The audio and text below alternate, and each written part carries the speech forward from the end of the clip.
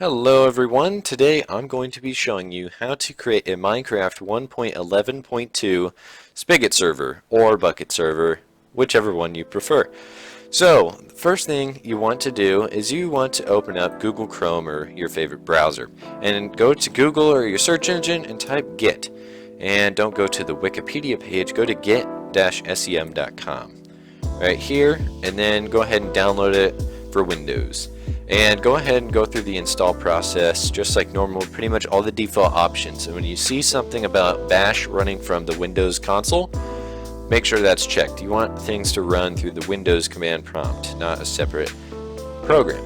That'll make things way easier down the road. So you can go ahead and close that out. And now, just anywhere you want, go ahead and create a new folder once you're done with the install process. And go ahead and name it Build Tools. And go ahead and go in there. Right click, make a new text document, and I recommend using Notepad++ to edit all your text documents, so go ahead and download that. It'll make things way easier in the future, especially if you're going to be running a server with plugins, as all the config files get very messy with the regular Notepad. So go ahead and download that. There's a link in the description below. And so make this text document name, call it download build tools, and then go ahead and open it up. And then you can go ahead and paste the command in this file. The commands will all be in the description, and they will all be labeled by their file name on my computer. So go ahead and paste this in. I'll have a link starting with curl and ending with BuildTools.jar. So go ahead and do File, Save As, and then at the end here, get rid of TXT and put SH for shell. And now you can go ahead and close that out and go ahead and delete the Build Tools text document. So now we can download this. This will make it much easier than downloading it from the web, as it will always get the latest version and it will always rewrite and update this jar file here. So just run that if you're having problems with generating new jar files. So go ahead and just run this. It'll update Build Tools, see if there's anything new for it. So that's very helpful. And now the next thing we want to do is create another text document and name this one Run. And now go into it, and you want to put the command java-jar BuildTools.jar. That is case sensitive, so don't mess anything up there. BuildTools.jar --rev, and then put the Minecraft version that you want the server to run for. So we want 1.11.2. Do save as, and then again get rid of text and put sh. And now you can save it and close it out. Go ahead and delete that file, and now we can run.sh.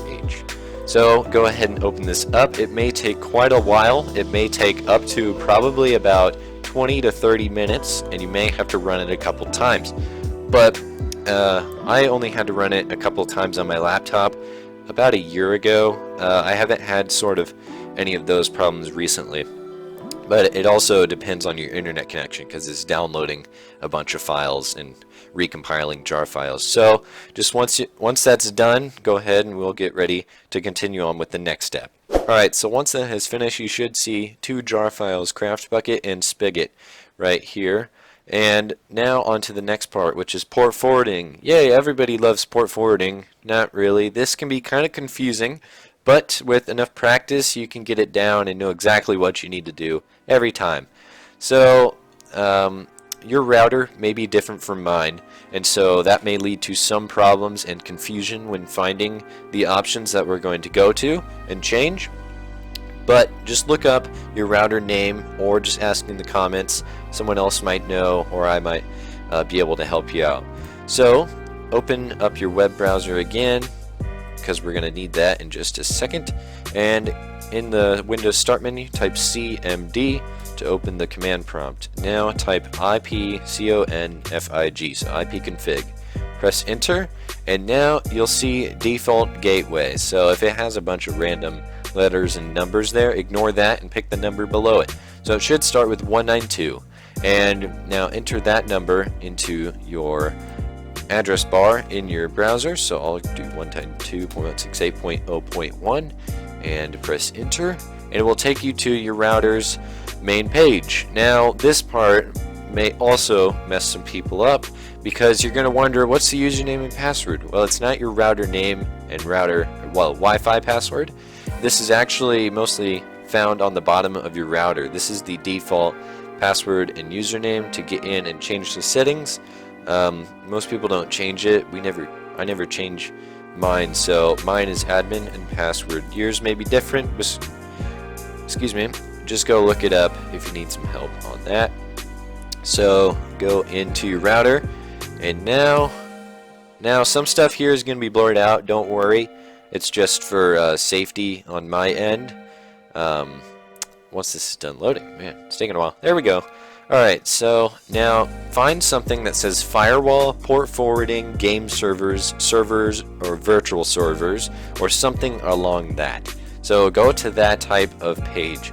And now I'm going to try to be very specific with all of these. So, and once you are in some sort of firewall area, again, just try and find virtual servers or port forwarding or games or anything like that. So I'm going through firewall and then virtual server / port forwarding. So this is where I'm going to be port forward. And now in here, click on add or create a new server or new port that you want to forward. So I'm just going to name it Minecraft, and then I'm going to do, for the ports, you should do 25565, and then, uh-oh, my mouse isn't working. There we go. So 25565, and then just fill all these local ports, not 244, fill all these ports with 25565 here. So the format where it says TCP or UDP, make sure both are selected. And then on the private IP address, that is where you tell the router which computer it's coming from, or which device is going to be sending the information in. So find in your command prompt where we typed ipconfig, find IPv4 address. So right here, this line, and those numbers, type those in. So mine is 192.168.0.9, and this is safe to give out. There's really no reason to give this out actually, because you can only use this if you're on the same Wi-Fi network. But anyways, make sure all that's good. All the ports are 25565, and then hit add virtual server. And now we'll just wait. Mine likes to do a reboot after this, so I'll just give it a second, and I'll tell you what we just did. So what we just did is port forwarding, and that is how we're going to send the Minecraft data and let the server connect through to the internet. So if anyone else wants to connect, they'll enter your IP address, and then Minecraft will automatically add the 25565 port to the end, and then it will pick up all the information for the Minecraft server, and it will connect it to your router. So yeah, that's basically what we did there. That part is pretty simple once you've got it down. If you need help, again, just let me know in the comments. So now that you've got your port in there, now we don't need this page anymore, so you can actually X out of that. We'll be back in just a bit, but we don't need that anymore. So port forwarding is done. Now we're just going to do this right now. So make a new folder for all your Minecraft stuff, and now just call it server or something. Maybe you can call it like a name, like we used to have NuggetNet as our server. So you can just make up a name for it and call it that. And now go back into your Build Tools one and go ahead and drag Spigot 1.11.2 into that folder. And then I like to rename them. So go ahead and rename the jar to just Spigot, and that will make things a lot easier later on so you don't mess anything up. So now we've got Spigot like this, and now go ahead and hit new and make a new text document in here. I'm just going to call it run server, so for the comments or description it won't get too confusing. So in here, this one gets a little confusing. I can't remember this all the time. I have a hard time remembering this one because this one's a little tricky. So I'm just going to try and find my server, and I'm going to get this out of here. So there we go. There. So now what you're going to do is in there, paste what is in the description. You can put echo off if you want. It doesn't really matter if you're going to. What that does is it makes sure that no debugging information gets spit out, so it doesn't say like where the files are located when it's loading them. So that just makes things a little cleaner. And then yeah, that's pretty much all you want to do. This 1024 number right here, This is pretty important, and this basically changes how fast your server runs. Now, this is the amount of RAM that you are allocating to the server. So if you have a lot of RAM available on your computer, you can allocate more RAM to it, but you can only allocate the amount of RAM or less that is available or free on your computer. And you don't want to allocate all of your RAM to it, because that'll make a lot of other things slower. So you want to kind of have it evenly distributed. So I just start with a gigabyte, but the more plugins and more players you get, you may want to increase it a little bit.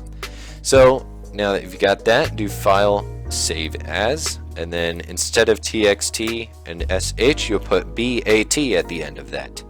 And now go ahead and save it, and you can close out of that. Oh, in the wrong file.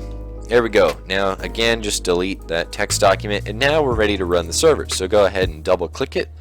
I'm going to get the Minecraft launcher running, because we're going to need that in just a second. So it'll say loading libraries, and it'll close out. Don't worry, this is supposed to happen. So the eula.txt just generated. You need to go in here. I recommend reading this. Read this before you do any sort of public server stuff. If you're going to have a shop on here, you need to read this. Do not break the rules. There are consequences. So go ahead and read that. I've read it before. It's pretty important information. And so you can go ahead and close out of that now, once you set the thing to true. I'm sorry I didn't explain that, but if you saw me, I changed false to true, stating that I've read it. So now you can go ahead and run the server again. It'll say loading libraries.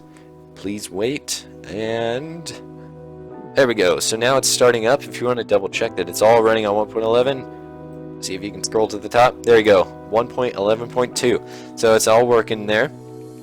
And 1.11.2 is kind of an interesting update. I just want to say some stuff about it. It's pretty cool. I'm actually really glad what they've done. I feel like it's brought back some of the original Minecraft. They're taking it in the right direction. But that's just my opinion on 1.11. I felt like they've gone a little downhill recently since 1.8. But now the server is done. You'll see it says done right there. Oh, speaking of the command prompt, you don't need that IP config anymore. Sorry about that. So now it says done. Perfect. That's what we need. And now you've got all these files in here. So before we join anything, I'm just going to show you what some of the files are. So these right here, all these JSON files, you don't need to edit these. These can be edited in-game or through the console, and they can get a little confusing, and you can mess some stuff up if you edit those. So just edit it through the console. And now go ahead and click on server properties. And this is where you can change all the basic information about the server. So like PvP, you can turn that off or on by just setting it to false or true. Your Motd is what is displayed below your server, so that when people add the server, you get that little custom message that the server has. That's what this is here. And there's some other stuff in here too. That just play around with this, take a look at it. The server port here, if you change the port, change this, I believe. Oh, I can't remember actually. Don't trust me on that one. Don't trust me on that one. I haven't really had to change the port before, so don't trust me. I just remember there's something weird that you have to do. Sorry, but I don't know. Just go ahead and ask me in the comments. I'll look up the answer if you need help. So that's pretty much that. You can edit the server information from there, and after you do that, type slash, or don't, not slash. Oh, I'm messing up my words a lot. Sorry, so sorry. Type stop and then start your server again, and the changes will take place. So now we're ready to play in Minecraft. I'm speaking very fast here. I'm sorry, I'll try to slow down. So open up Minecraft 1.11.2. I use Optifine. Optifine's very helpful. Let's wait for this to open. Waiting. There we go. Now it's open. And go into multiplayer, and then, oh, look, there it is. I've got the Surviving Together world on here. I host it from my computer. If you're curious on what Surviving Together is, it's a Minecraft vanilla playlist. There'll be a card at the end of the video if you want to go check that out. It's a whole lot of fun. We do a lot of community stuff on there. So anyways, you'll see your Motd if you changed it to any custom message. You can change the player amount too, but go ahead and join it just to see if it doesn't crash on you. Boom, there we go. Perfect.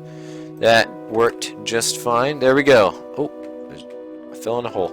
Alright, so here we are. Now there's not a ton of stuff that we can do besides just mainly vanilla stuff on here. See, there's not a ton of stuff on here. I mean, it may look a little different. You can see plugins and stuff. But if you do /pl or plugins, there's no plugins on here. So there's not much of a point to run a Spigot server. So that's what we're going to get into next. So you can just disconnect or go off that for a second. Now I'm going to show you how to get some plugins on your server. And if you want, at the end of the video also, there's also going to be a link to my video where I went over the top 5 useful plugins for starting a Spigot or Bukkit server. So go ahead and check that out if you want. Now, in your browser, go to spigotmc.org, or you can go to bukkit.org and search for plugins there, which I use Spigot more. It's a little more updated, but yeah. So go ahead and on the Resources tab, hover and hit Search Resources. Now, we're going to install Essentials X, and then, well, yeah, that's all I'm going to install for now, but if you want, go check out the other video there. I'll show you some extra plugins you can use. But Essentials X, I love Essentials X. It's so useful. This is where you can have plugins that's like, well, it's where you can do like /home or TPA, or you can sell stuff, and there's a lot of administration commands and a lot of normal commands for players too, so it's very helpful. Now we're just going to go ahead and download this. Here we go, and you can get all these. I get Essentials Spawn and Essentials Chat and Essentials X. Those are the only ones I like to get. All the others I feel like they get in the way of some other plugins and stuff I like to do. So we're going to get these 3, and I'm going to show you where to do the plugins. So open your server folder again, go into the plugins folder, and then you can go ahead and drag each of the plugins into the folder. There you go. Now you don't need to rename it. Oh my gosh, I'm messing up my words a lot. Wow. Alright, you don't need to rename any of these plugins. Just go ahead and stop your server and start it again. And if you're looking at the console, you'll see some stuff go by. It's talking about Spigot and Essentials. Can we see if we can catch it? Boom, Essentials, there you go. So it started up, and it gets faster as after you run it a first couple times, because all the files are pretty much done generating. So now we've got Essentials installed. We're going to join the server and see what it has to say.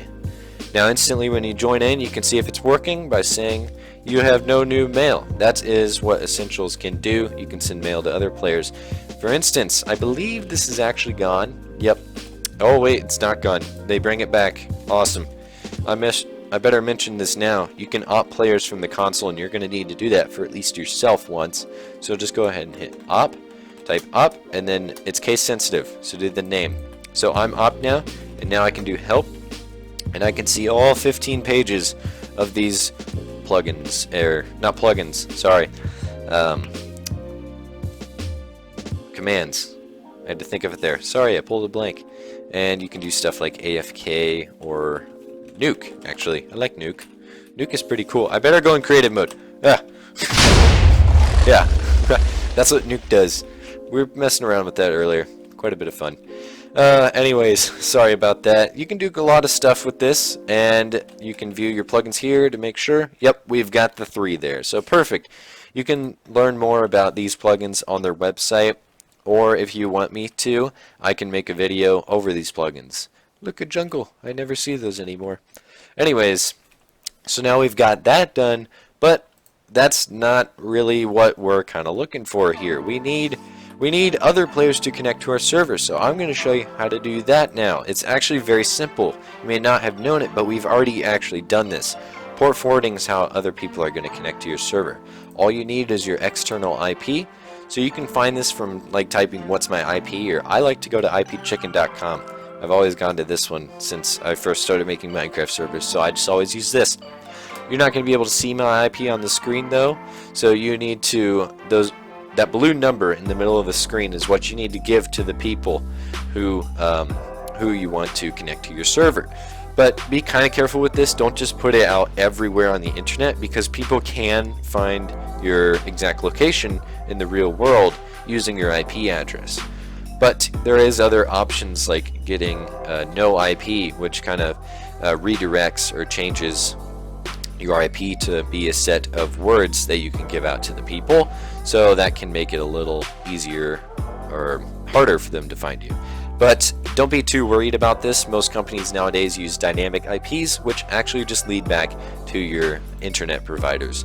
So most of the time you're pretty safe, and you shouldn't be too worried about this at all.